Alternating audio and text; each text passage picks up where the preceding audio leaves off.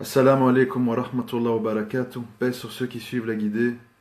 Paix et bénédiction sur le prophète, sallallahu alayhi wa sallam, sur ses compagnons, ses amis, sa famille, ainsi que sur tous ceux qui le suivront de bonne foi jusqu'au jour du jugement. Euh, j'ai intitulé cette intervention, je ne sais plus comment, Être humilié jusqu'à comprendre.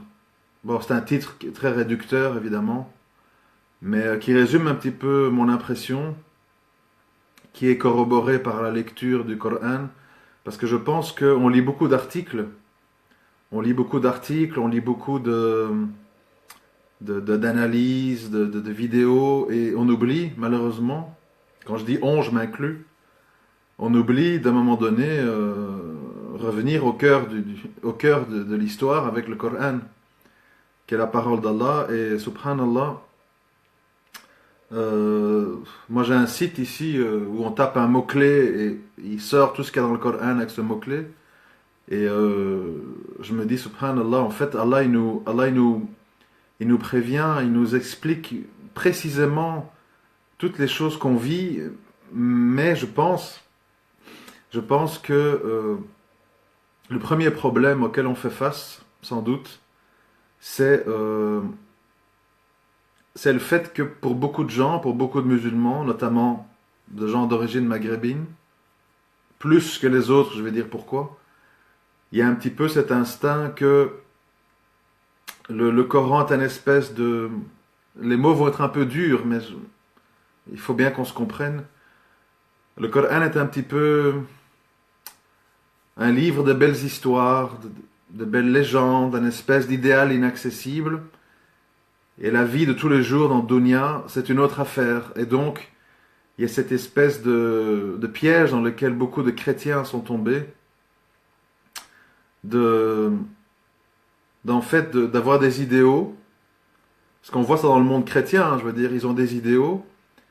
Et dans leur vie, c'est comme si, bon, ce sont des belles histoires qu'on se rappelle lors du baptême d'un enfant, lors d'un enterrement, lors d'un mariage, éventuellement.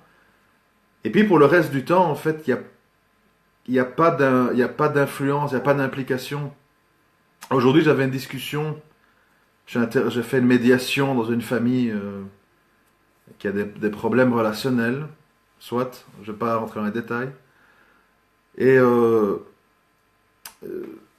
j'ai dit à un moment donné la chose suivante, je dis mais euh, pourquoi plutôt qu'être dans les passions, les critiques, les reproches, à un moment donné, vous ne revenez pas à des concepts simples, à savoir, dans l'exemple que j'ai cité, que Allah subhanahu wa ta'ala, sachant que nous sommes faibles, sachant que nous sommes euh, influençables, impatients, ingrats, orgueilleux, gourmands, égoïstes, tout ça, on nous dit dans l'islam que quand on fait des transactions, quand on fait des testaments, des héritages, etc., eh bien, amis ou pas amis, famille ou pas famille, il faut mettre ça par écrit, il faut faire des contrats de façon à se contraindre soi-même, à se méfier de soi-même, en s'impliquant à travers des preuves. Et je pense que là, on touche vraiment le cœur du problème. Euh, Salam alaikum Salem, ravi de ta présence. Enfin, sache mon frère que je te suis attentivement sur Twitter, ce que tu publies, etc. Je te félicite pour ton travail et ta patience. Donc, ceci étant dit, je pense que là, on vient vraiment au cœur du souci que nous avons dans tous les sujets. Le mariage, la Syrie, euh, et maintenant ces fameuses élections en France. C'est qu'en fait, et malheureusement, il y a la question de l'orgueil. L'orgueil est quelque chose de... J'ai oublié de vérifier le son, j'espère que vous m'entendez, hein, j'ai complètement oublié, je crois que ça va. Donc l'orgueil, c'est cette espèce de barrage mental qui nous empêche d'admettre qu'on s'est trompé, qu'on a exagéré, qu'on est ingrat, qu'on n'est pas reconnaissant, etc. Et également cet orgueil de dire, c'est ça là où je veux en venir, le point principal, cet orgueil de dire, ma réflexion personnelle est plus juste, est plus importante, est plus à prendre en considération que la parole d'Allah subhanahu wa ta'ala est son messager. Et c'est là, je pense, qu'on s'égare, on s'est égaré dans beaucoup de sujets, parfois dans des sujets pointus, parfois plus généraux, quand on parle de hijra, quand on parle de djihad et compagnie.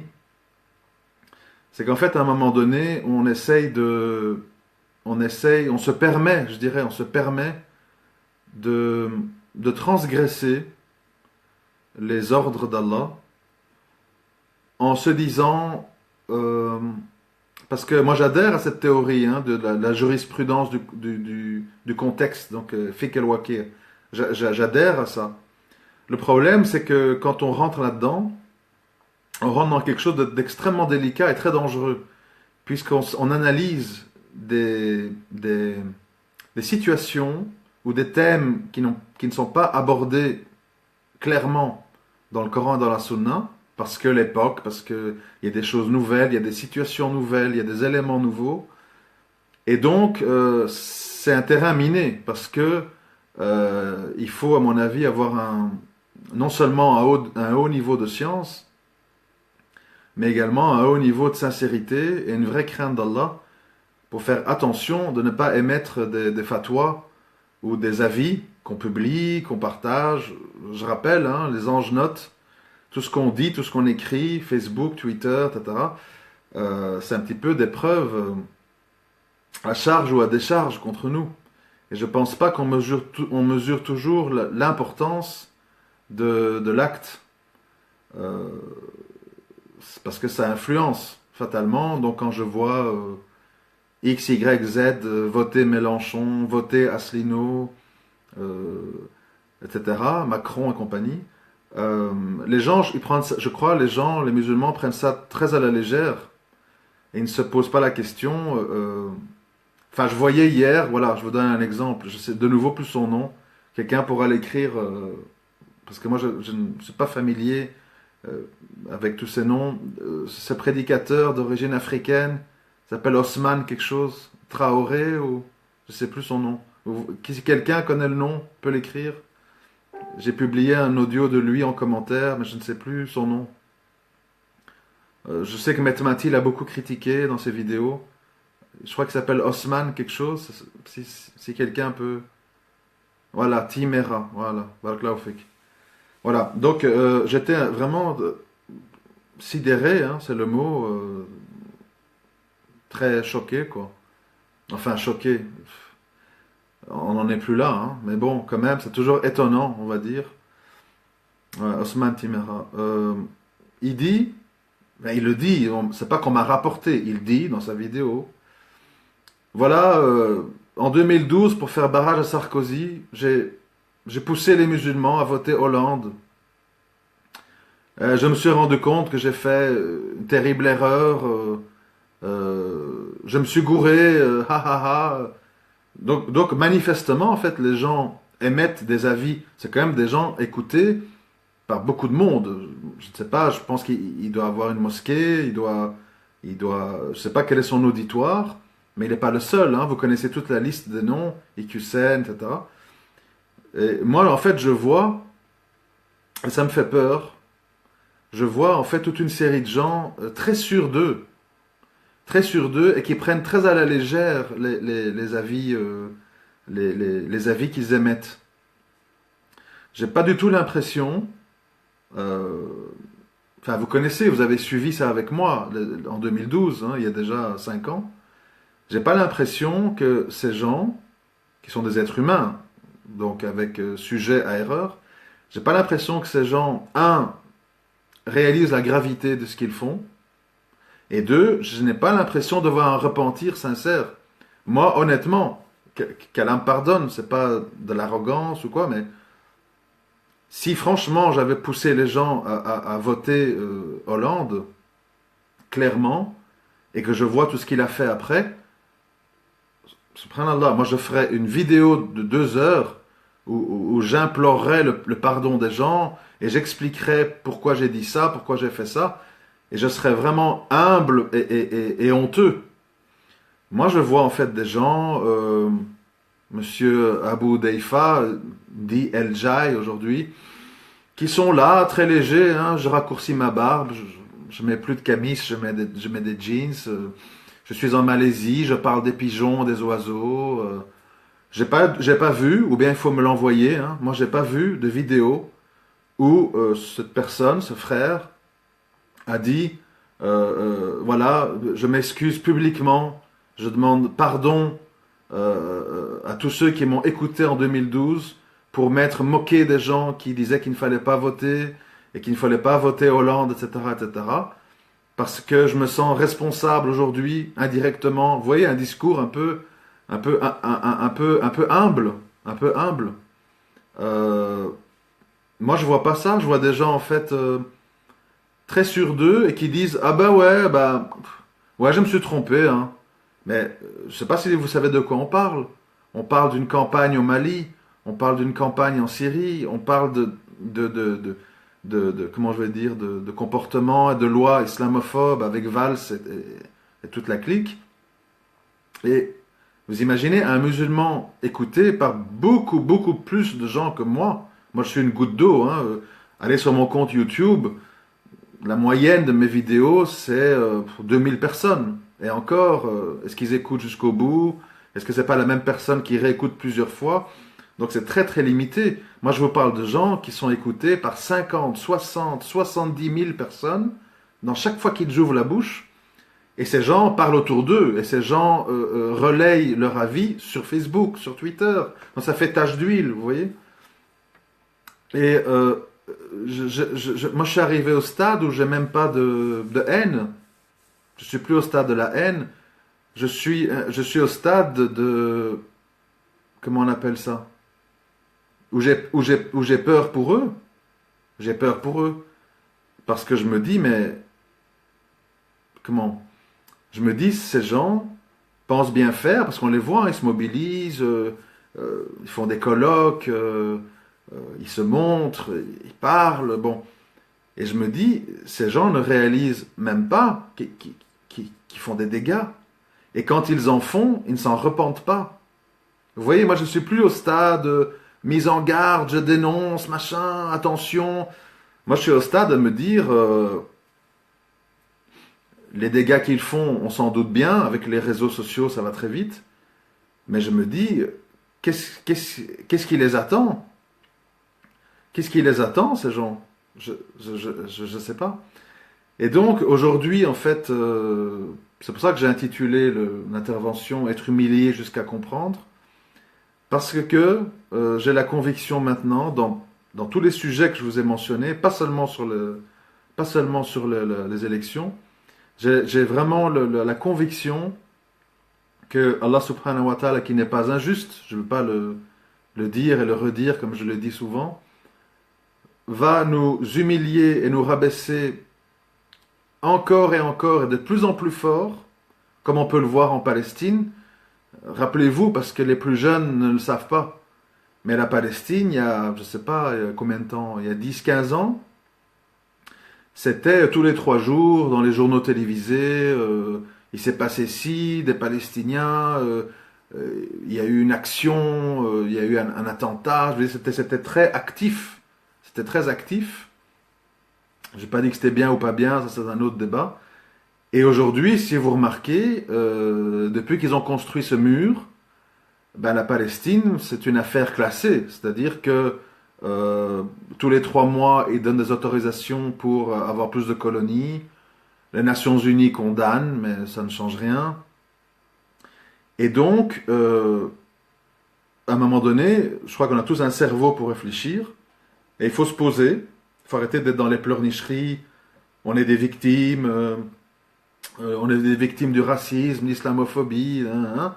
À un moment donné, il faut un petit peu se calmer, il faut un peu sortir de ça et se dire, bon, quelque part, si Allah nous fait subir ça,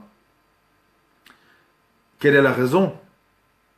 Quelle est la raison, sachant qu'Allah n'est pas injuste? Qu'est-ce qui se passe exactement? Pourquoi ben, tout simplement, pourquoi nous n'avons pas de victoire? Pourquoi nous n'avons pas comment je vais dire, un rayon, c'est un symbole, hein, un rayon de soleil. Pourquoi? Nous n'avons que humiliation. Enfin, regarde, vous connaissez tout ce que je dénonce, hein, tous ces Maghrébins qui se lancent dans le rap vulgaire, les prisons, je crois, occupées à 70% par des gens d'origine africaine ou d'Afrique du Nord. Euh, L'échec de la révolution islamique en Algérie, en Tunisie, en Égypte, etc. Et la barre ne fait que monter dans l'humiliation, dans l'abject, etc. Et quand ça se passe pas comme ça se passe dans des excès, dans des folies, etc. Donc, à un moment donné, plus si on prend l'actualité toute récente, toute chaude, entre guillemets, on assiste aussi à des choses qui tiennent pas la route. Une fois de plus, mais moi je pleurniche pas, hein, je sais que ça vient d'Allah, donc je vais pas faire comme LLP, regardez l'assaillant des Champs-Élysées, c'est un ancien ivrogne, il n'allait pas à la mosquée, il priait pas, tout le monde dit qu'il était fou, il avait pris 15 ans de prison pour des tirs sur des policiers, etc. Non, parce que en fait, qu'est-ce que ça veut dire? Ça veut dire que on vous dit, nous savons que c'était un délinquant, un fou, un marginal, mais ça nous convient, ça nous intéresse de dire que c'est du terrorisme islamique. Et c'est le même scénario qui tourne en boucle, hein, avec le camion de Nice et compagnie. Donc en fait, nous, plutôt que de faire une analyse objective et comment je vais dire, et lucide de cette situation, on rentre dans les réflexes communautaires.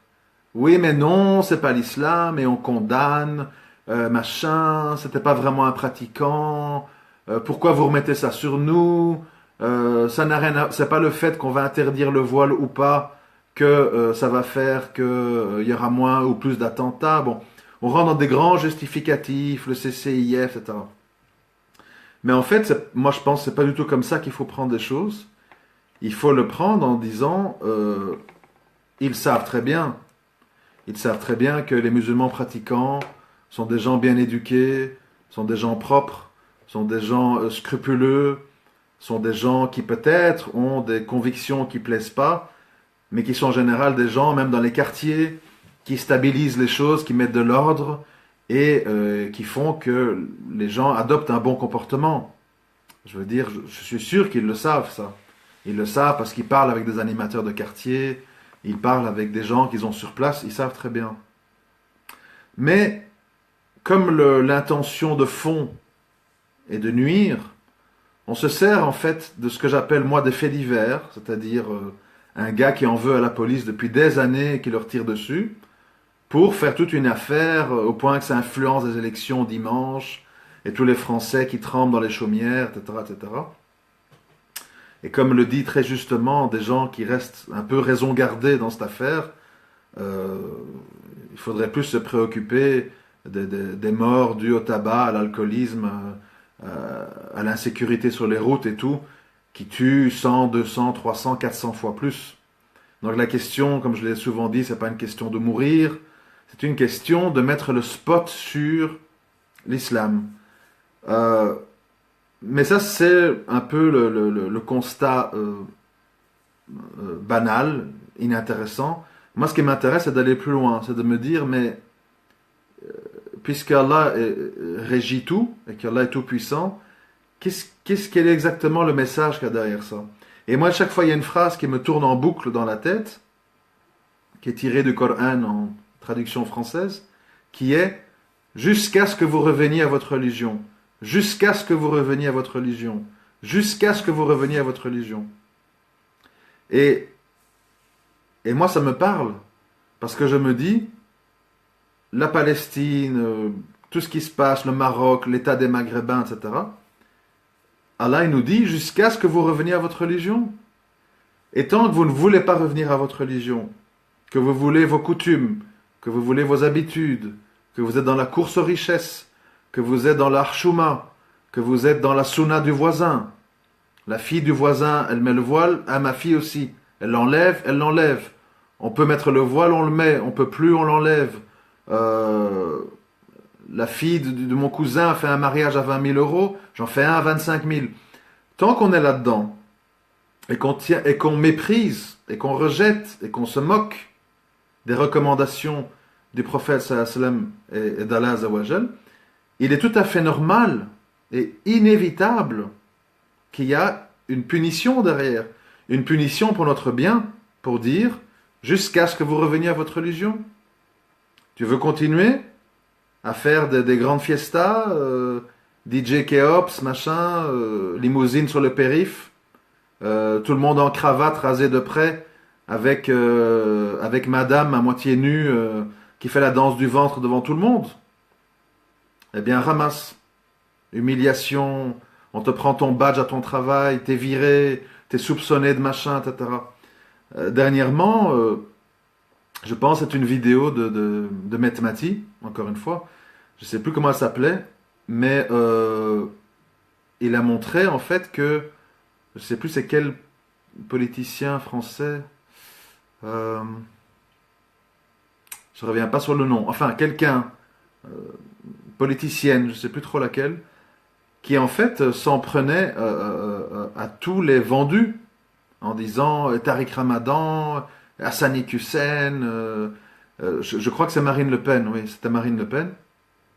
Et donc il décortiquait cette vidéo, et ça confirme ce que j'ai toujours pensé, et je crois lui aussi par exemple, c'est des points de convergence, à savoir que les premiers qui vont être humiliés, qui vont être montrés du doigt, qui vont être cassés, ce sont les musulmans qui ont voulu se croire plus malins que les mécréants et plus malins qu'Allah et son messager.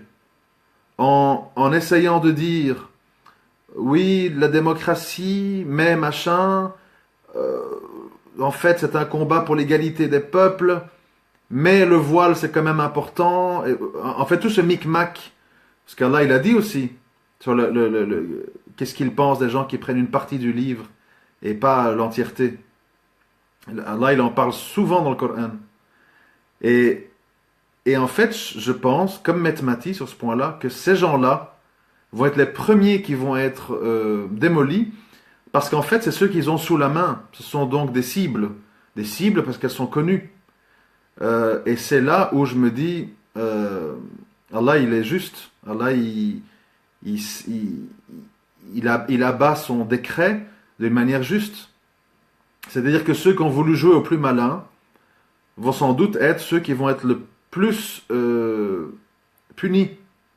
Punis parce qu'en fait, quelqu'un comme Marine Le Pen et d'autres, je vous en ai parlé dans l'audio précédent, ces gens, et ça il faut bien le comprendre, et je crois que malheureusement les musulmans sont très très naïfs, c'est malheureux, mais bon, on fait ce qu'on peut pour essayer de combattre ça.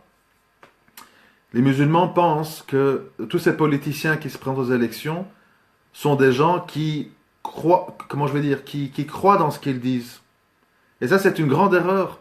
Je vous l'ai dit la dernière fois, ces gens défendent une idéologie qui est l'idéologie de leur parti. Si vous voyez, dans le Front National, il y a plusieurs tendances. Il y a la tendance, comment j'appelle, du sud de la France. Hein. Ce sont donc les vieux retraités français riches qui sont dérangés de voir des Arabes autour d'eux et qui sont donc dans un racisme primaire, un racisme épidermique, et qui eux sont plutôt de la tendance Marion Maréchal Le Pen, la nièce.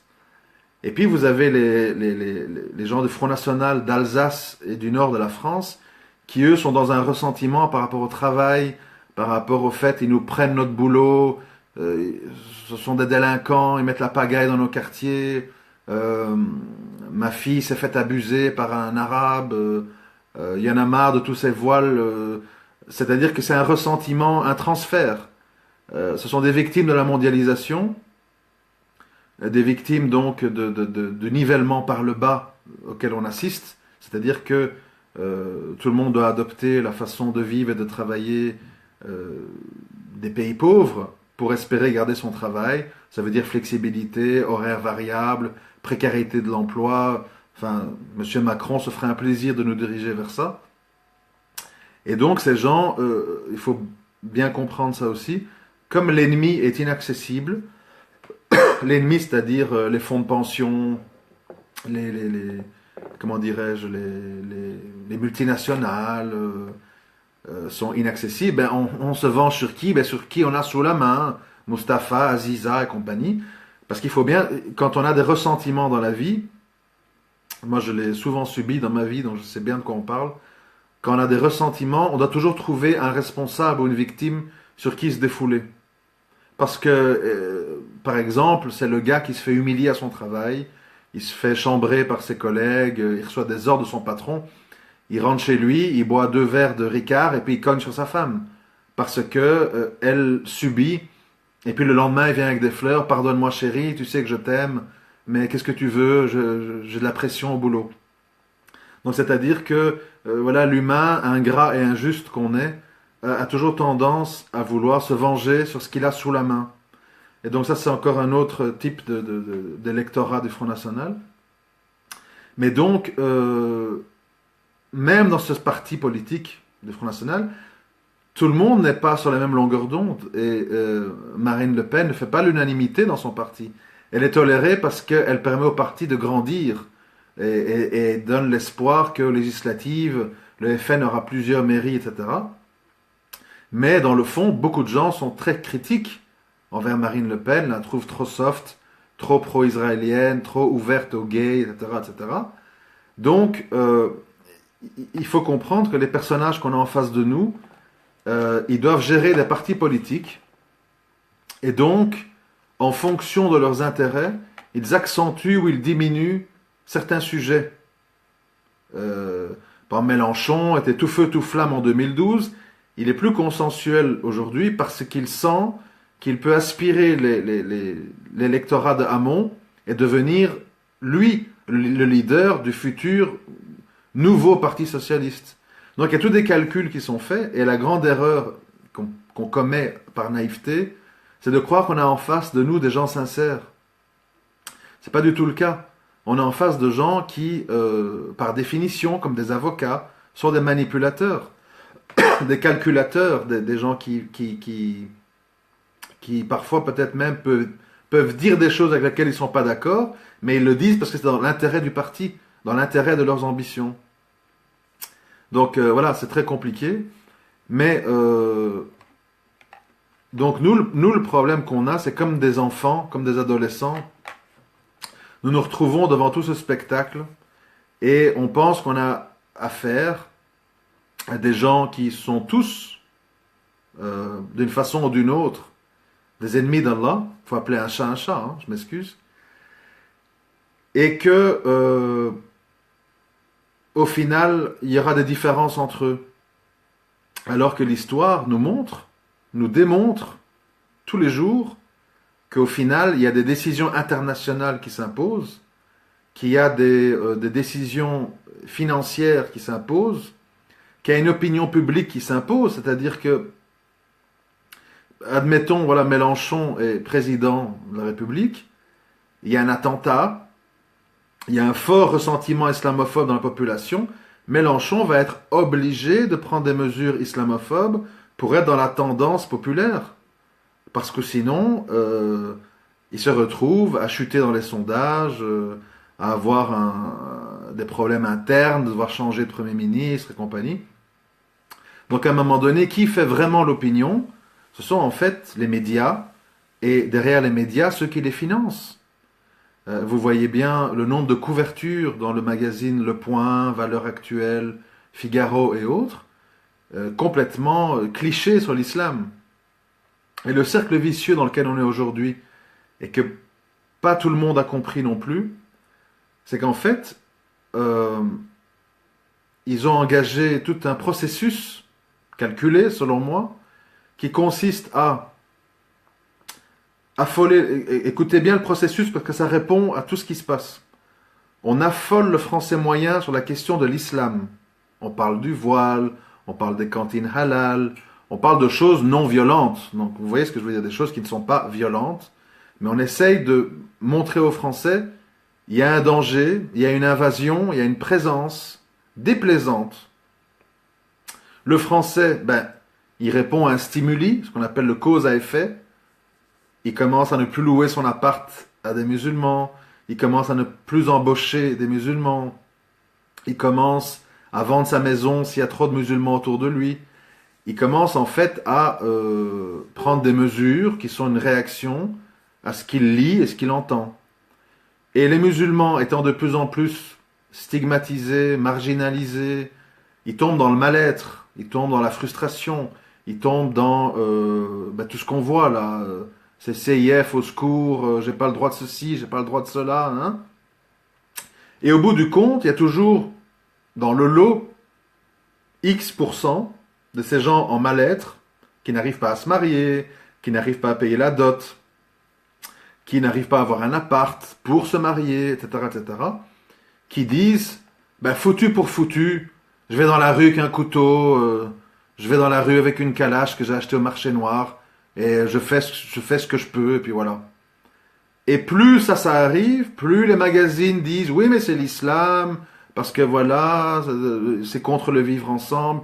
Et donc on est dans une espèce de roue, dans un manège, où chaque chose nourrit l'étape suivante.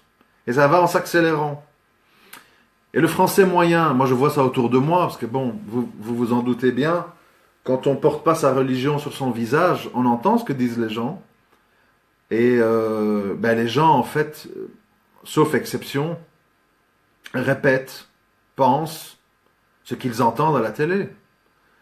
Parce que, voilà, comme je disais aussi dans une discussion cette semaine avec un professeur, là, à ma formation, il faut bien comprendre que le piège de la démocratie, c'est en fait que une voix égale une voix. Ça veut dire si moi je suis instruit, cultivé, je fais la part des choses, je sais lire entre les lignes, etc., ben ma voix, elle a le même poids, elle a la même influence au niveau sociétal que celle d'un ouvrier qui tape la carte, qui boit son pinard, le même poids. Et donc, qu'est-ce qu'inévitablement, c'est la masse inculte, la plèbe, qui tranche. Et donc, on la balade à coups de reportages, à coups de documentaires, envoyés spécial, BFM et compagnie. On balade les moutons dans l'enclos dans lequel on veut les amener. Une fois l'enclos où il y a de l'herbe, une fois l'enclos où il y a ceci, une fois dans le pâturage, une fois dans la vallée. C'est comme ça qu'on a Sarkozy, puis Hollande, et puis peut-être Fillon, puis machin. Donc on tourne en rond. Parce que voilà, la démocratie, c'est la dictature des incultes. Puisque la majorité des gens ne lisent pas, ne s'instruisent pas, n'ont pas d'esprit critique. Quand ils voyagent, ils vont dans des clubs de vacances, resorts, où ils vivent entre la piscine, la chambre et le mini-bar. Donc, qu'est-ce que vous voulez, ces gens, tout ce qu'ils disent, dans le meilleur des cas, ah, moi je suis pas raciste, je rigole avec Mustapha qui ramasse les poubelles chez moi, il est très gentil, il fait pas d'histoire, c'est un musulman modéré. C'est-à-dire que dans la conception, un musulman acceptable, un musulman accepté, est un musulman, en paroles courtes, soumis. Pas que je dise qu'il faut être insoumis, parce que c'est pas une caractéristique d'un musulman, mais c'est-à-dire que quand vous avez une dignité, quand vous avez un honneur, quand vous avez vos règles à vous, automatiquement vous êtes vu comme un élément perturbateur. Et ça, c'est la limite que moi je voudrais dire par rapport à toute cette tendance qu'on rencontre aujourd'hui. Des musulmans qui disent il faut montrer le bon exemple, il faut être gentil, il faut parler avec les chrétiens, etc. Oui, bien sûr, mais il faut le faire par obligation religieuse. Il ne faut pas le faire en attente de résultats. Parce que ces gens, moi je les connais, je les côtoie tous les jours, et ils ne savent pas que je suis musulman, donc je sais bien percevoir ce qui se passe. Ils ne font pas semblant devant moi, comme ils font avec les Arabes. Ces gens, en fait, c'est toujours la même chose que je remarque, qui revient sans cesse. Ces gens, en fait, qu'ils soient jeunes, moins jeunes, sympa ou rigide, catho ou athée, il y a une constante. La constante, c'est ce que moi j'ai toujours appelé dans mes audios par le passé, le complexe néocolonial. C'est-à-dire que euh, l'arabe euh, est quelqu'un d'acceptable à partir du moment où il se cantonne dans certains rôles. Il ramasse les poubelles, il conduit mon taxi, il me ramène ma pizza que j'ai commandée à distance, il, euh, il joue dans l'équipe de France, il met des goals, il fait des blagues à la télé, etc. Il chante, il est dans les comment ça s'appelle, là, les Star Academy, tout ça, je sais plus les noms, hein. C'est-à-dire, tant qu'il est dans ce monde-là, Jamel Debbouze, Nabila, Zidane, etc., tant qu'il est dans ce monde-là, c'est ce que moi j'appelle l'arabe bouffon du roi. C'est-à-dire que le roi et la reine sont là, la cour est là, et le bouffon vient au milieu, il fait des acrobaties, il jongle, il fait le pitre, et tout le monde rigole et dit, voilà un arabe comme on les veut, voilà un arabe qui nous plaît.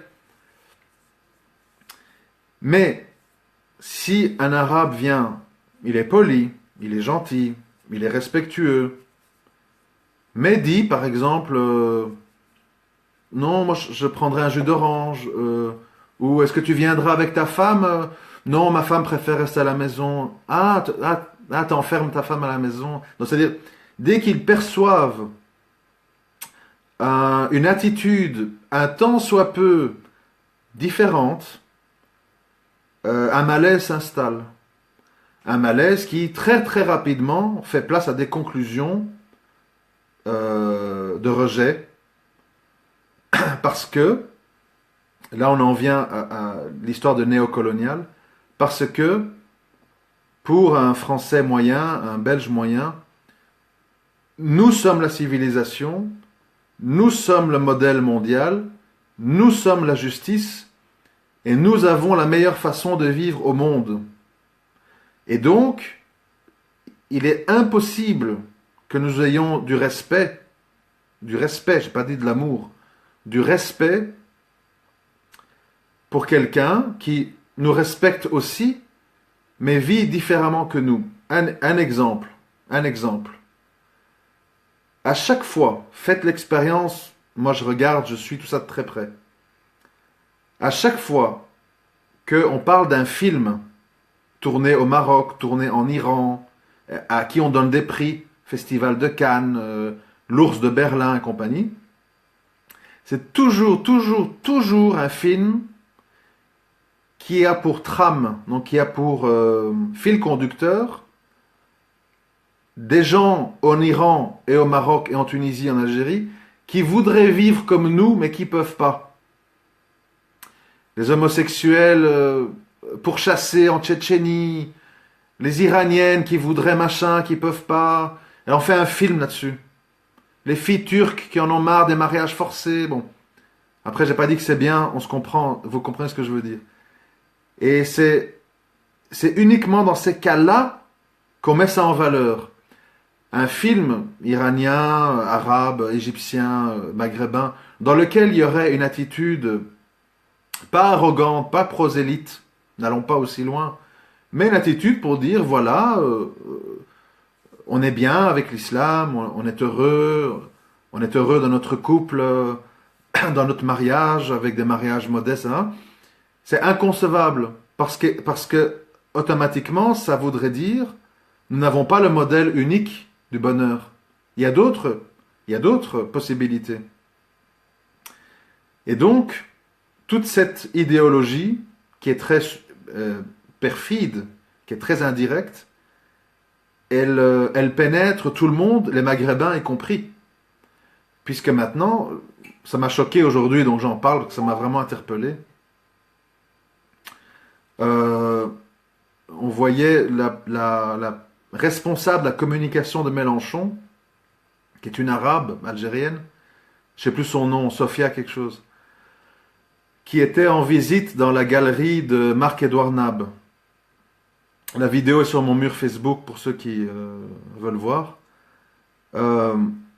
Et donc il parle, donc elle est typiquement la maghrébine bobo de gauche, etc. Et à un moment donné, Edouard Nab dit, moi ici je reçois tout le monde, des athées, des chrétiens, des musulmans. D'ailleurs, parmi mes visiteurs réguliers, il y a deux Arabes qui prient. Quand c'est l'heure de la prière, ils montent en haut, ils vont prier. Elle est complètement choquée, quoi, offusquée.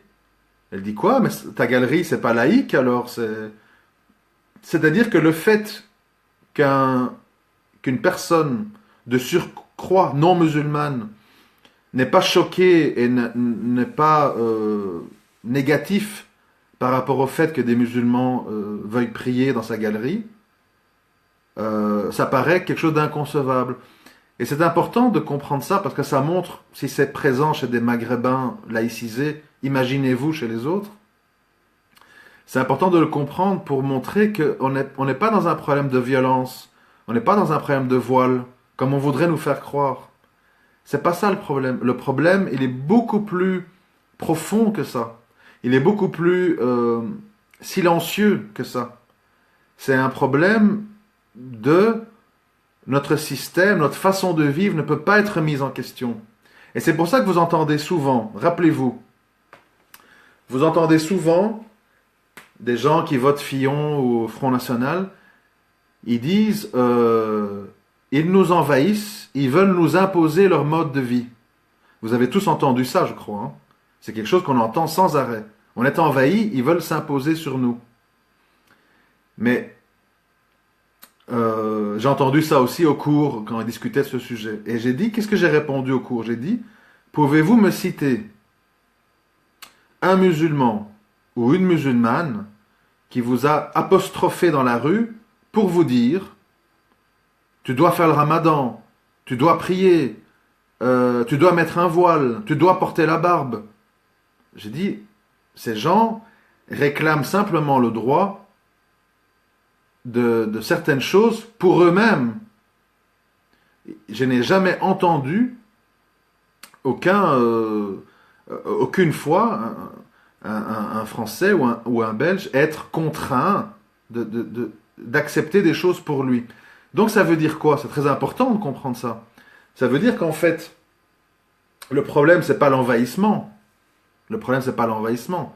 Comme les mosquées, la plupart des mosquées sont un petit peu à l'écart de la ville, sont un petit peu anonymes, mais c'est simplement l'idée que des gens qui vivent différemment que nous, des gens qui pensent différemment que nous, sont parmi nous.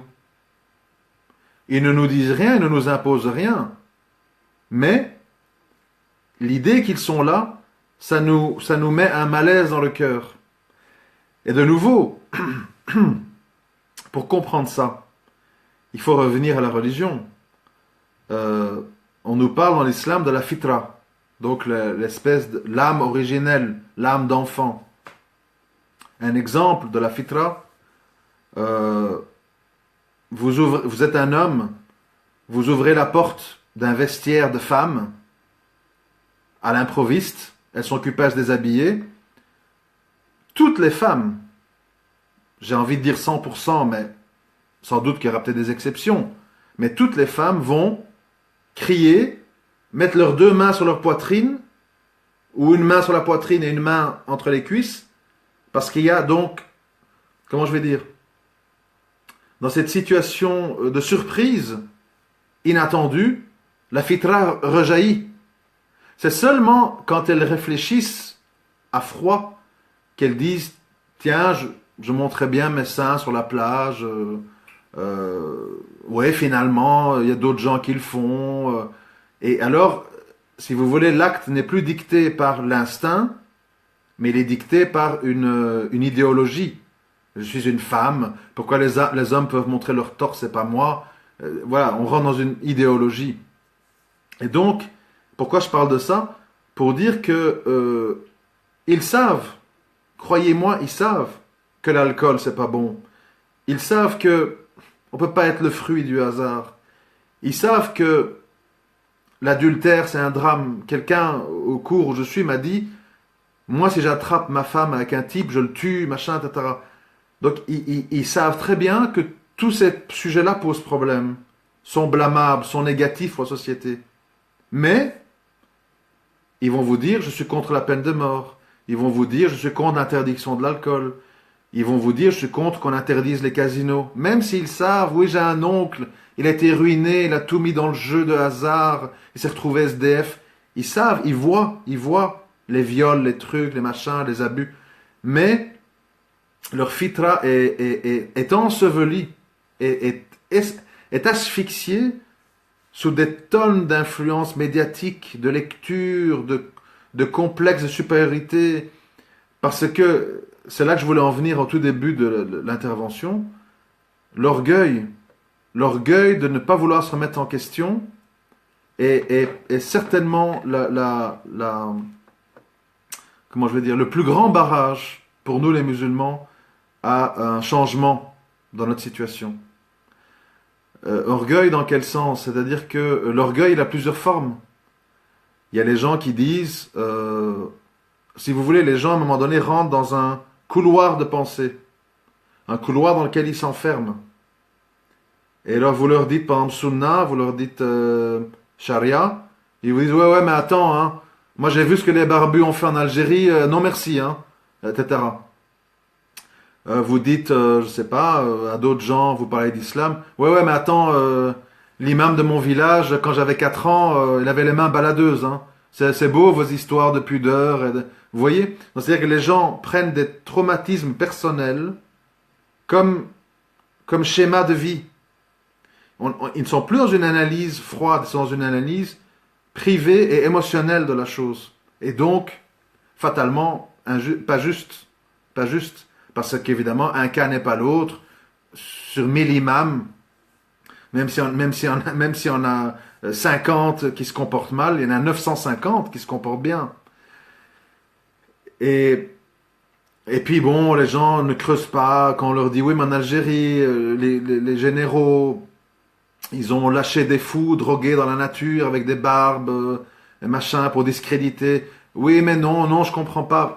Voilà, les gens, les gens comment on appelle ça? Ils s'auto-esclavisent, ils se mettent dans un esclavage mental par eux-mêmes. Quand moi, chaque fois que j'entends Mohamed Sifawi, j'entends, oui, mais quand j'étais journaliste en Algérie, les bombes, on était menacés, machin. Donc toute sa vie, toute la suite de sa vie est dictée par ce qui s'est passé en Algérie, etc. Ces gens n'arrivent jamais à prendre une perspective plus large. Et aussi, les gens qui ont manqué de liberté, comme ça peut être le cas en Iran, en Arabie Saoudite, etc., ils pensent que la liberté anarchique est quelque chose qui amène que du positif. C'est-à-dire la liberté devient une religion. D'ailleurs, vous avez remarqué, quand les médias occidentaux applaudissaient les printemps arabes, c'était uniquement à la condition que ces révolutions ont pour qibla la liberté. Parce que liberté veut dire avortement, les femmes qui travaillent, les gay pride, la fornication, tatati, tatata, liberté d'apostasier. Dernièrement, j'ai vu en Tunisie des Tunisiennes qui disent il y en a marre de cette interdiction qu'on ne peut pas épouser des non-musulmans. C'est ça la liberté. La liberté, c'est en fait la possibilité de faire tout et n'importe quoi. Et ça se termine, comme on voit maintenant, parfois au Canada ou en Australie, par voilà, au nom de ma liberté, je veux me marier avec mon chien. Qu'est-ce qu'il y a? Qui es-tu pour me juger? Voilà. Malheureusement, en face de ces gens, on a souvent des gens ultra rigides qui manquent profondément de psychologie, qui évidemment nourrissent ce désir de liberté, parce qu'ils sont dans les excès et ils font prévaloir des aspects culturels sur la religion. Et de même qu'ils présentent la religion sans spiritualité, sans douceur, uniquement avec des interdits. Et voilà le résultat.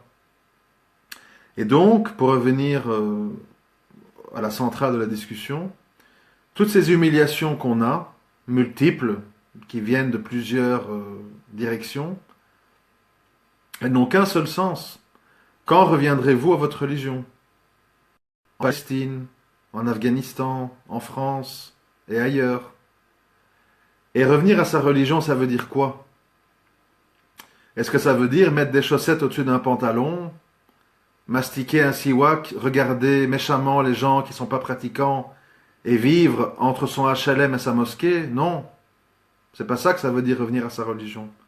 Revenir à sa religion, ça veut dire avant tout, avant tout, avant le voile, avant zina, avant arrêter l'alcool, avant arrêter la cigarette, avant d'arrêter le shit, etc., c'est n'associe et n'adore personne d'autre en dehors de ton Seigneur. Et alors cette parole, oui, oui, on a compris, bien sûr, mais beaucoup de gens, et quand je dis des gens, je m'inclus dedans, on ne mesure pas ce que ça signifie. On ne mesure absolument pas. Nous sommes tous capables de passer 1 heure et demie devant un film, devant un match de foot, devant un débat de politiciens, à lire un livre qui ne nous apprend rien religieusement, mais on prie en vitesse, ou on regroupe des prières, ou on dit ah le Coran encore, bon.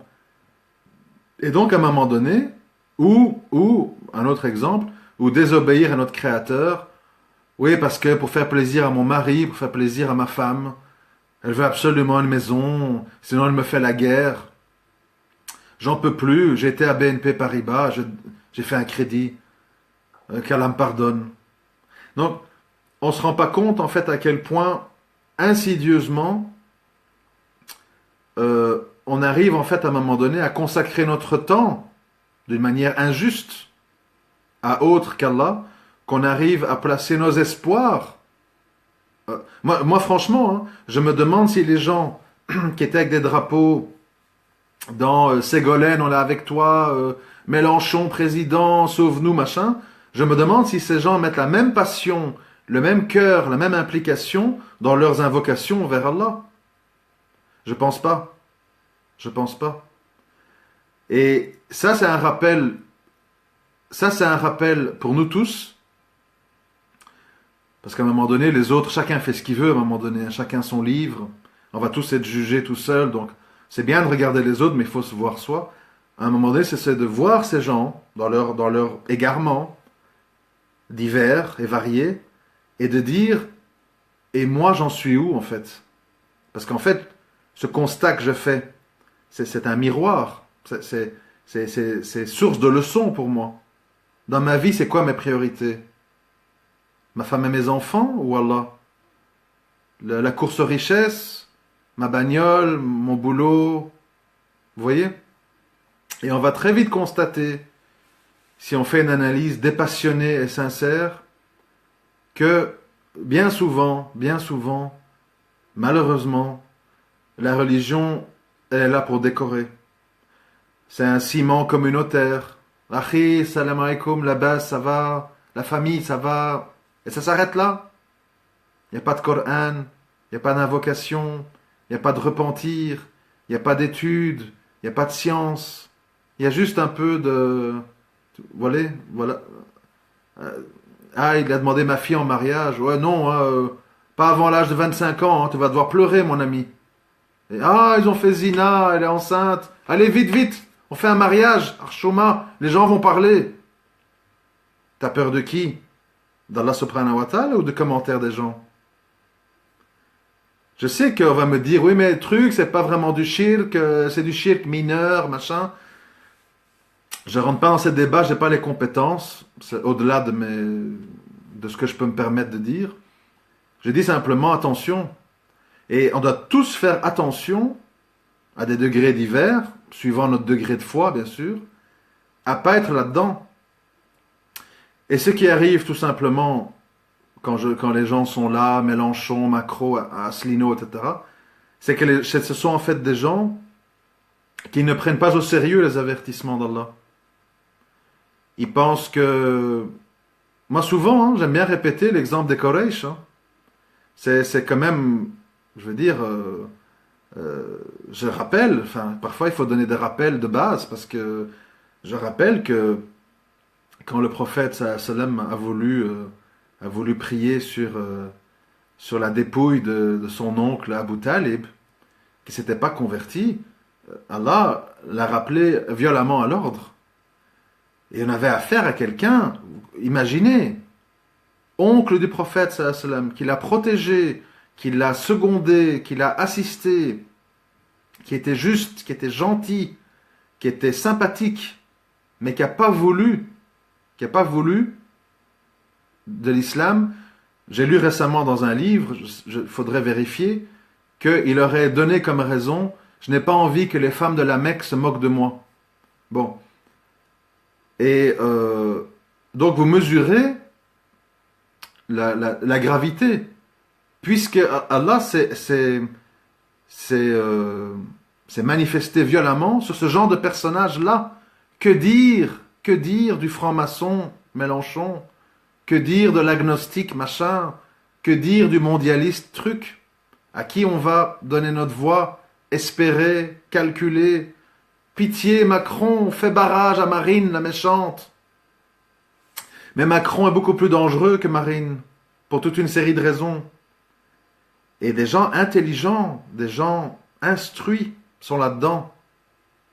Et je me dis, si Allah n'a pas accepté cette marque de comment je vais dire, de sympathie du prophète sallallahu alayhi wa sallam envers son oncle, qu'est-ce que c'est envers nous qui ne sommes pas obligés, je rappelle, parce qu'il y a beaucoup de gens qui ne comprennent pas ça. Nous ne sommes pas obligés de beaucoup de choses. On n'est pas obligés. Il y a beaucoup de choses qu'on fait par choix, des choix qu'on devra assumer. On n'est pas obligé d'accepter une fête de mariage avilissante, dégradante, parce qu'on veut marier telle fille. Si cette fille-là n'a pas le courage, avec vous, de se désavouer de certaines choses inacceptables, c'est peut-être tout simplement parce que c'est pas une bonne personne à se marier. Et donc, nous sommes toujours prêts à des compromis là où il ne faut pas les faire, par facilité, paresse. Il faut bien que je me marie, Akhi, j'en peux plus. J'ai 30 ans, tu veux quoi, que je fasse zina? Vous voyez, on vous met dans des impasses. On vous met dans des impasses. Il n'y a pas d'impasse. Croyez-moi, si vous réfléchissez bien, il y a beaucoup de choses qu'on fait par choix. L'endroit où on vit, la personne qu'on épouse, le nombre d'enfants qu'on fait, dans quel pays on s'installe, est-ce qu'on vit en ville ou à la campagne, aller voter, etc., etc., etc. Quel genre de voiture on a, ou si on roule à vélo ou pas. Beaucoup de choses qu'on décide, qu'on ne nous oblige pas. On n'envoie pas les CRS dans les quartiers pour dire allez, descendez, il est 8 heures du matin, vous devez aller voter. Dimanche, ceux qui vont voter, ils vont prendre leur douche, après ils vont faire le fajr à la mosquée, et ils vont marcher main dans la main vers les bureaux de Marianne pour aller mettre un petit billet avec marqué Macron ou Mélenchon dans l'urne. C'est un choix qu'ils font. Un choix en toute liberté qu'il faudra assumer.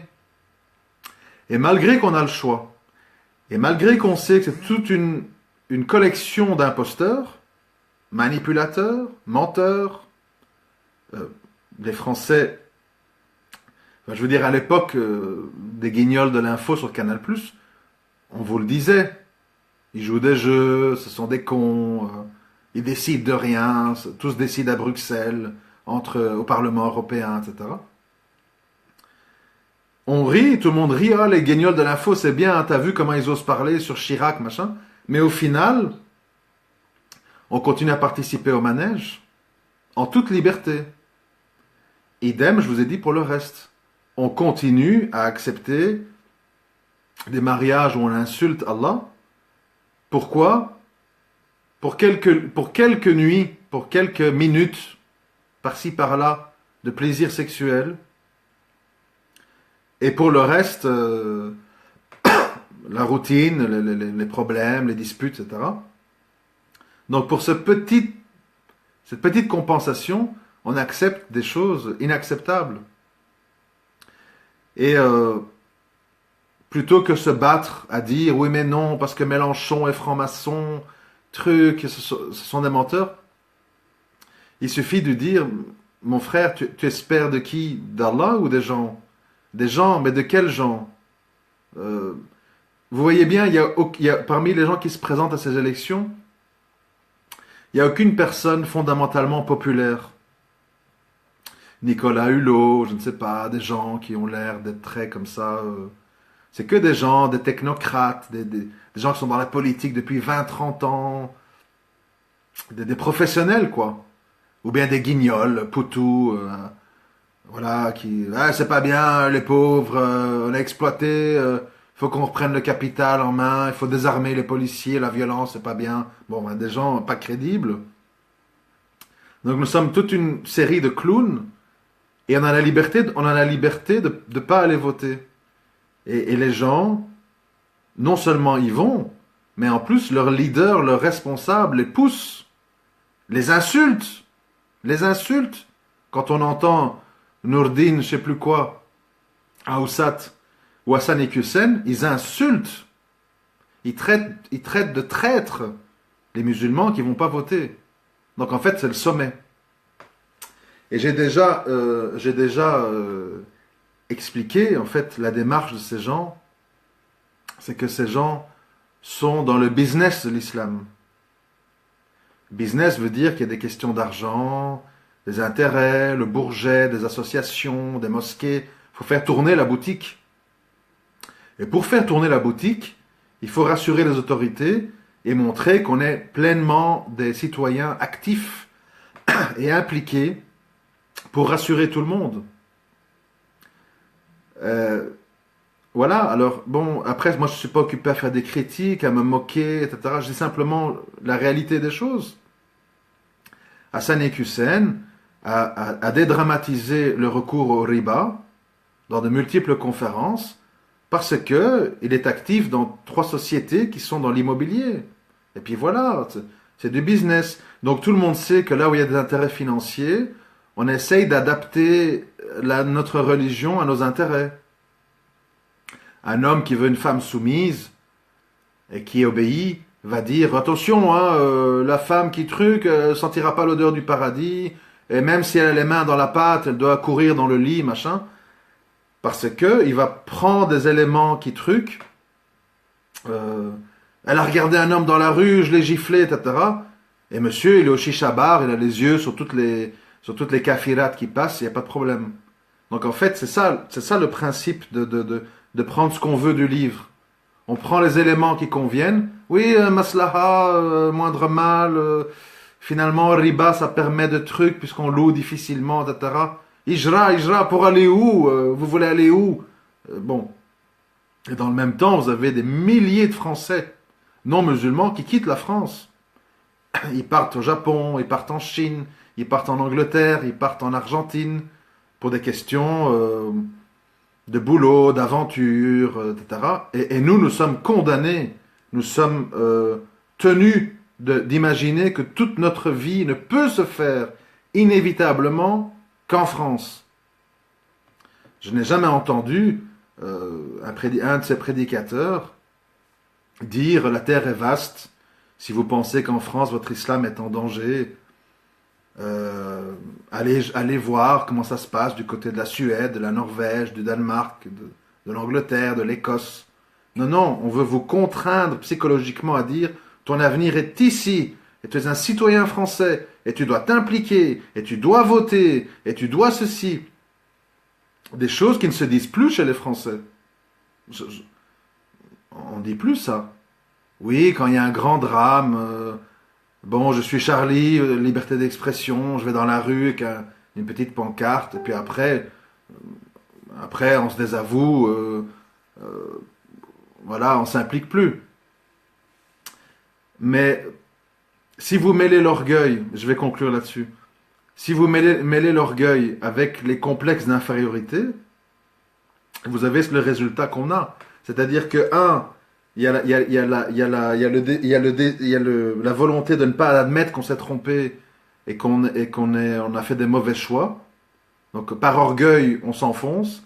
Et puis il y a le complexe d'infériorité. Il n'y a pas de vie possible que sous tutelle d'un système tel que la République française. Il n'y a pas de vie ailleurs, il n'y a pas de possibilité ailleurs, etc. Et si vous dites ça, ah, toi t'es un wahhabite, toi t'es un khawarij, toi t'es un takfiri, ha ha ha, hi hi hi, on vous connaît. Bon, on atterrit dans les anathèmes, on atterrit dans les humiliations. Dès qu'on ose dire, Akhi et Hussein, moi honnêtement, le riba, je préfère pas toucher.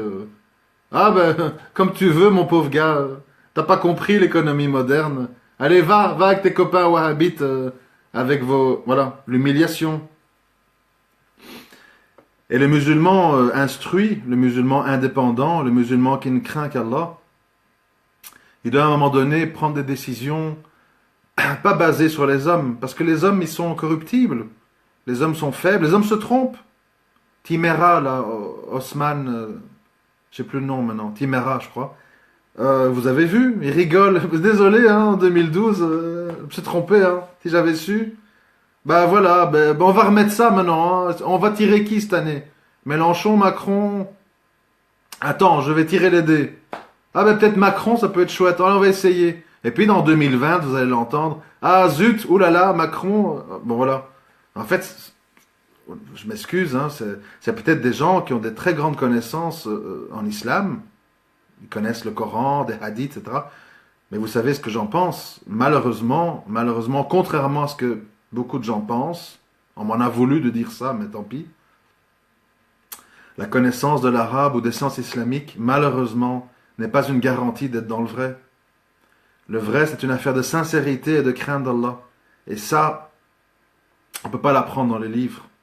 On l'apprend en étant très modeste, en se méfiant de soi-même et en implorant Allah de nous améliorer et de nous éloigner du faux et du mal. On peut pas, vous avez beau réciter par cœur tout le Coran que vous voulez, vous avez beau passer 10 ans à Médine, connaître l'arabe sur le bout des doigts, si votre cœur n'est pas lavé, si votre cœur n'est pas humble devant Allah, malheureusement, vous égarez. Et donc, personnellement, moi, je me bats difficilement, parce que comme vous, je suis soumis à des pressions, à des épreuves dont je ne parle pas plus publiquement. Avant, j'étais trop transparent. Sachez que comme vous, j'ai ma part d'épreuves, mais je les garde pour moi. Et on essaye d'espérer qu'Allah va nous pardonner nos manquements et on essaye de s'améliorer et on est honteux parfois de ce qu'on n'est pas et qu'on voudrait être. Et on se méfie de nous-mêmes, on se méfie des illusions, on se méfie des vendeurs de rêves, de l'islam à la carte, de l'islam, comment je vais dire, du prêt-à-penser. Mais c'est un combat quotidien qui est très difficile, parce que quand on adopte cette posture, on a automatiquement beaucoup de gens contre soi, beaucoup d'incompréhension, beaucoup de rejet, parce que voilà, on est dans un monde qui fonctionne sur la base de certitudes et de pensées simplistes. Et avoir une pensée profonde et un petit peu à la marge, c'est très compliqué, très compliqué. Moi, je vais m'arrêter ici. Je ne sais pas s'il y a des éventuelles questions ou commentaires ou critiques auxquelles je pourrais répondre. Si c'est le cas, c'est peut-être le moment de les écrire. Si c'est pas intéressant, je le couperai au montage, c'est pas grave. Donc on peut prendre le temps, hein. Je verrai bien ce que je garde ou pas.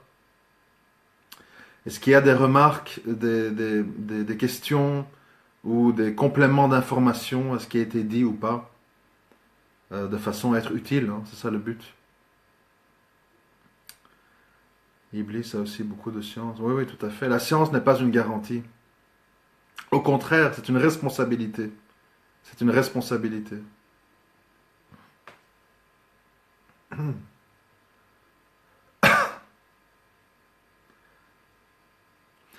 Et vous, en Belgique, il se passe quoi en cas d'abstention?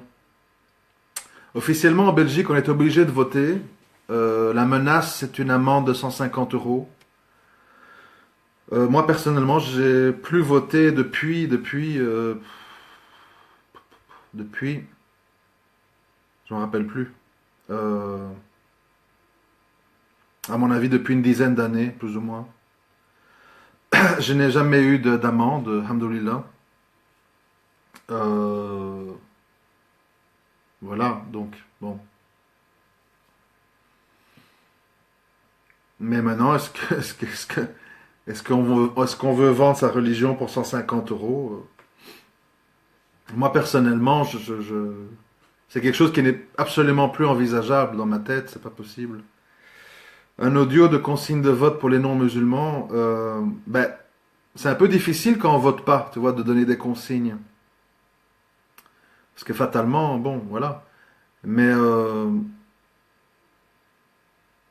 moi, j'ai plus grand-chose à dire sur ce sujet, c'est-à-dire que je crois franchement que celui qui n'a pas compris, avec tout ce qui s'est passé depuis maintenant longtemps, hein, parce que ça fait depuis Sarkozy que vraiment on s'est intéressé à ce sujet, donc depuis 2007, ça fait 10 ans.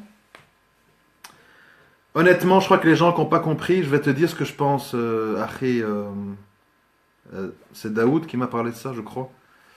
Je crois que, en fait, les musulmans qui sont encore impliqués en politique, sont en fait des gens qui sont plus attachés à leur confort de vie et leur sécurité de vie en France plutôt qu'à leur religion. J'ai pas dit qu'ils sont incroyants, j'ai pas dit qu'ils sont mécréants. Je dis que la religion n'est pas une priorité. C'est un, c'est une idée sympa, c'est quelque chose qui est pas mal, qui est des beaux principes, mais ce n'est plus une priorité. C'est surtout dans ces gens-là qu'on a les gens qui sont actifs en politique. Des gens qui sont, voilà, ce que j'appelle les musulmans du dimanche. On va à la mosquée le vendredi, on fait le ramadan, on économise pour faire le hajj, et puis voilà quoi. Enfin, je le dis, voilà, je le dis parce qu'il faut le dire, hein. Attendez, je remonte un peu parce que. Donc voilà, à un moment donné, il faut comprendre que quand quelqu'un, sa religion n'est pas sa priorité, euh, qu'est-ce que tu veux dire? On va toujours te répondre, oh là là, t'exagères. Oh là là, tu vas trop loin. Oh là là, tu vois du haram partout. Je connais les réponses par cœur, hein. Ça fait longtemps que je suis dans cette histoire, hein. C'est-à-dire qu'automatiquement, on botte ce qu'on appelle, on botte en touche. On botte en touche. Ah, t'es pas un peu taliban, toi? Ouais, on est en France ici, hein. On n'est pas en Afghanistan, hein. Tu veux quoi, l'Arabie Saoudite, que les femmes conduisent plus? Bon, on est dans les clichés, il n'y a plus de dialogue possible. Ouais, voilà. T'exagères, hein. Cher Google, il t'a bien, hein, tu t'es bien fait influencer, hein. T'as pas entendu, Nordin Aoussat, il a dit qu'il fallait voter Macron. T'es qui, toi? Tu connais le Coran comme lui? T'as été étudié à Médine? Qui tu es? T'es revenu à ton dîne il y a 2 ans? Il y a 1 an et tu parles? Euh, Tais-toi un peu, Archouma. Bon, ah, pardon. Voilà. Vous êtes, euh, vous êtes automatiquement confronté au Vatican, quoi. Le Vatican, le pape a dit, ah, bon, ben si le pape a dit, voilà.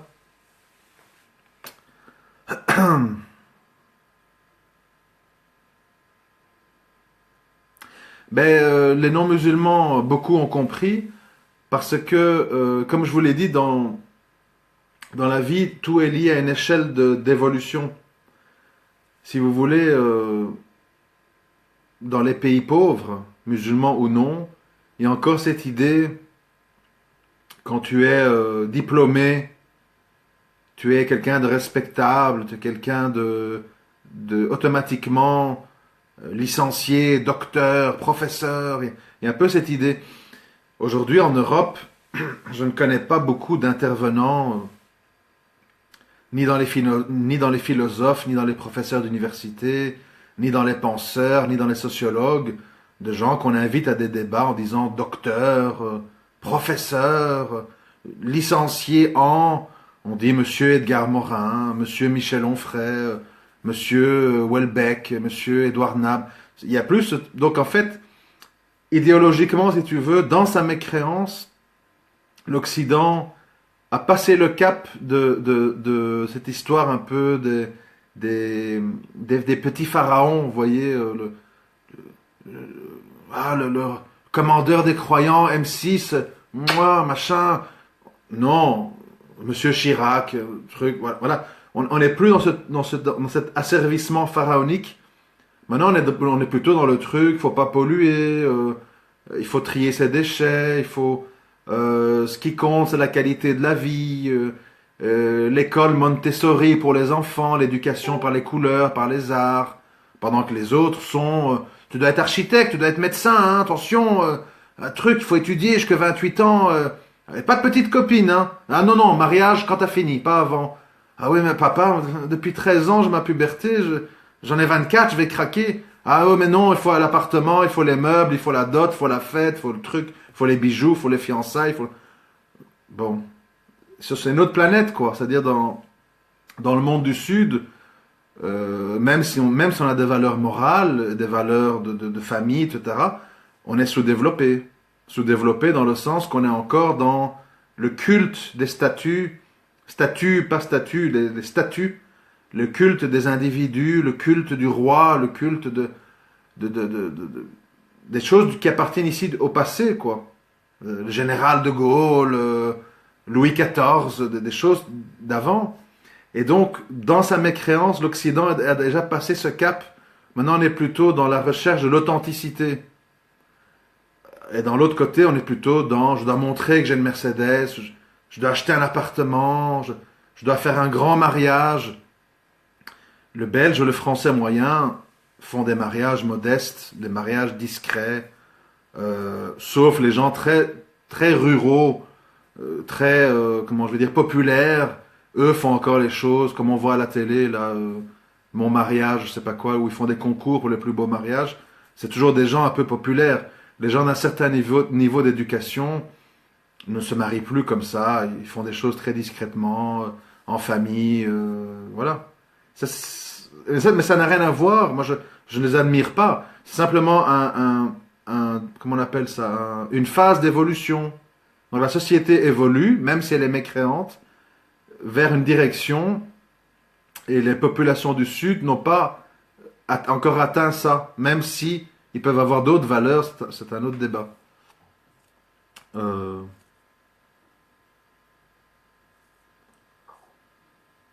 Je remonte pour lire la question. Que penses-tu du revirement de Fasik Ramadan? Ça, c'est une question intéressante. J'ai pas mal réfléchi à ça, et je vais vous dire ce que j'en pense. Allahu Alem, je connais pas les cœurs, donc ce n'est qu'une hypothèse. Je pense que Ramadan, contrairement à Iqiyoussen et Nourdine machin, et Timora ou je sais pas quoi là, je pense que Ramadan est un type intelligent. Il faut reconnaître que c'est un homme intelligent. Il a de la culture. Il rencontre beaucoup de gens. Et c'est quelqu'un qui, il a cette faculté. C'était son succès à l'époque, un peu moins aujourd'hui. Il a cette faculté de sentir l'air du temps. C'est-à-dire que, vous voyez, quand on mouille son doigt, on met dans le vent, on sent d'où il vient. Donc il a un petit peu cette finesse. D'ailleurs, on le voit quand il parle, c'est un homme fin, c'est un homme raffiné, hein, ça se voit. Et en fait, il a compris. Il a compris quoi? Il a compris que tenir un discours pro, comment je vais dire, pro-vote, est devenu quelque chose qui pourrait se retourner contre lui. Il sent très bien qu'on est dans un moment de transition assez dangereux. Et il sent que c'est le moment d'adopter une posture un peu ambiguë qui consiste à dire « Je crois dans la démocratie, mais il n'y a personne qui se présente qui vaut la peine qu'on se mouille. » Donc il désavoue pas le système, il déplore simplement que personne ne correspond comment dirais-je, à ce qu'il attend d'un politicien. Donc en fait, il fait un choix stratégique. Je, je me retire du jeu, mais évidemment, je ne dis pas démocratie, coffre, machin, sinon j'ai tous les médias qui me tombent dessus. Donc je continue à dire que c'est un bon système, mais j'ai bien compris que désigner quelqu'un, c'est devenu dangereux. Parce qu'il sait que il y a une pensée dominante, que l'islamophobie est présente dans tous les programmes, soit pour des raisons de laïcité de gauche, soit de racisme de droite. Et donc, il sent bien que c'est pas du tout le moment de se mouiller à pousser les musulmans à voter. C'est quelqu'un d'intelligent, faut le reconnaître ça. Et donc, ça, je pense, c'est de l'opportunisme. Après, Allah connaît les cœurs. Ce n'est qu'une hypothèse, ce n'est pas quelque chose de tranché. J'essaye plus qu'avant d'être dans le bénéfice du doute. Ça permet de limiter la casse. Qu'est-ce que ça cache? Moi, je viens d'expliquer.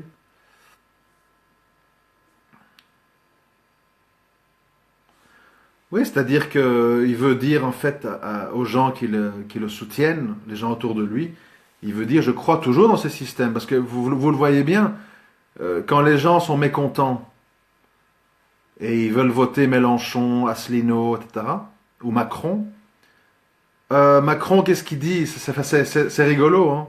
Enfin, c'est fou, hein. Macron, qu'est-ce qu'il dit? Il dit on va tout changer, on va révolutionner en marche vers le changement. Et on n'a pas bien compris, en fait, il va changer quoi? Il va le changer comment? Il va le changer quand? À l'aide de qui? C'est très flou, quoi. C'est le Yes We Can de Obama. Très clairement, Macron, c'est Obama version Europe, quoi.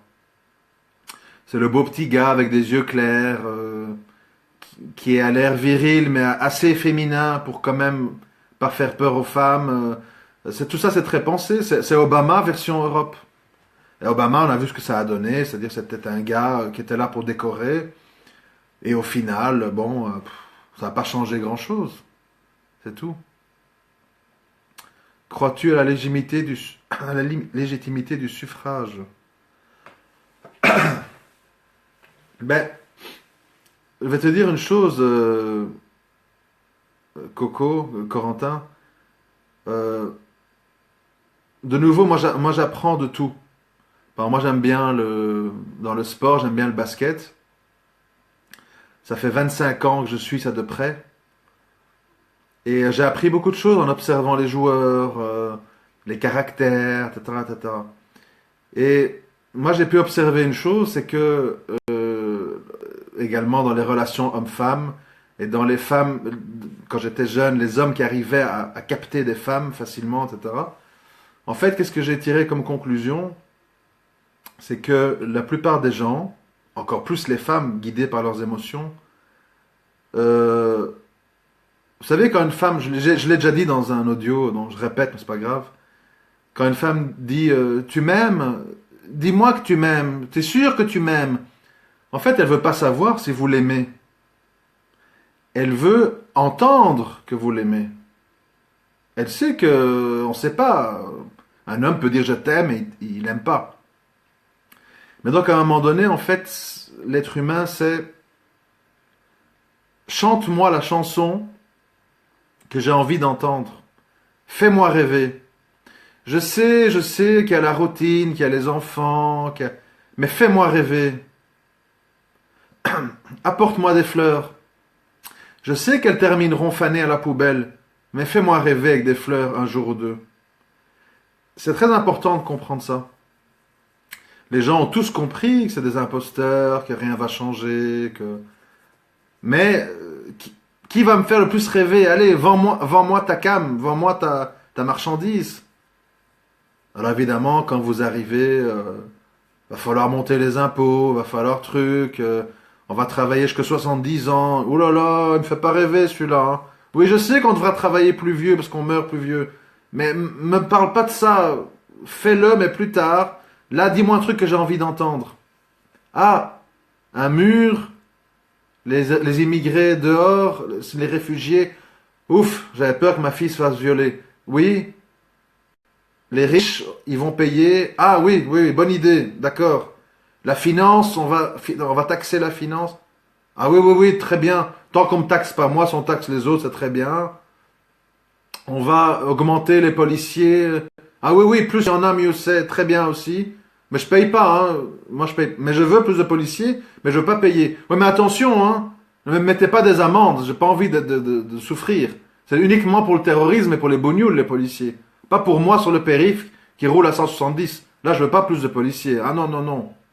Donc, les gens, en fait, sont en attente. Et tous les politiciens ont des conseillers en communication qui écrivent leurs discours, ou ces gens leur donnent les discours qui pensent être le plus en phase avec ce que les gens ont envie d'entendre.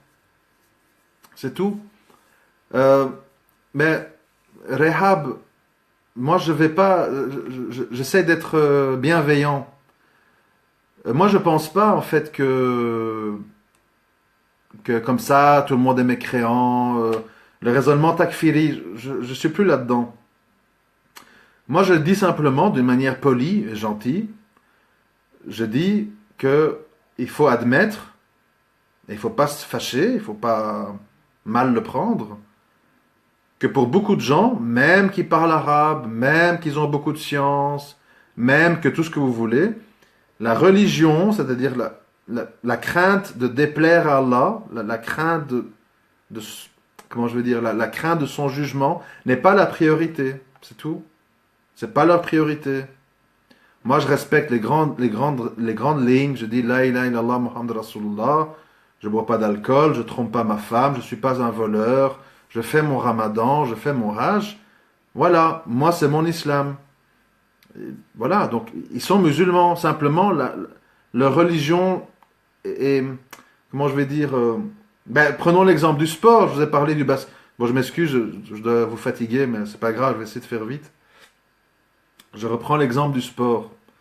Euh, du basket, c'est le seul sport que je connais un peu. Euh, il y a eu une grande star dans les années 90, s'appelait Michael Jordan. Et fatalement, comme c'était un joueur ultra dominant, j'ai un petit peu étudié sa vie. Et en fait, c'était un gars qui, au collège, n'était pas spécialement doué. Il était moyen. Il était un athlète, bien sûr, mais moyen. Il y avait d'autres joueurs beaucoup plus doués que lui. Plus grands, plus rapides, plus adroits, plus tout ce qu'on veut. Et lui, comme beaucoup, beaucoup d'autres grands champions dans le basket, mais dans les autres sports, c'est la même chose, je suppose. Quand les autres quittaient la salle d'entraînement, il restait encore 1 heure. Il tirait, je sais pas, je sais plus les chiffres, mais il tirait 300 à 400 shoots par entraînement, quand les autres en faisaient 100, 150.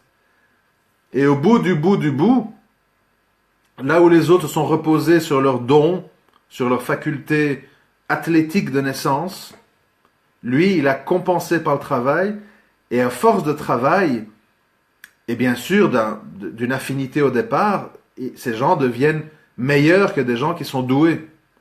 Parce que ils ont conscience, je suis pas le plus doué, si je bosse pas dur, j'y arriverai pas. Et souvent, dans le milieu du sport, c'est un très gros handicap d'être doué. Dès le début, dès l'enfance.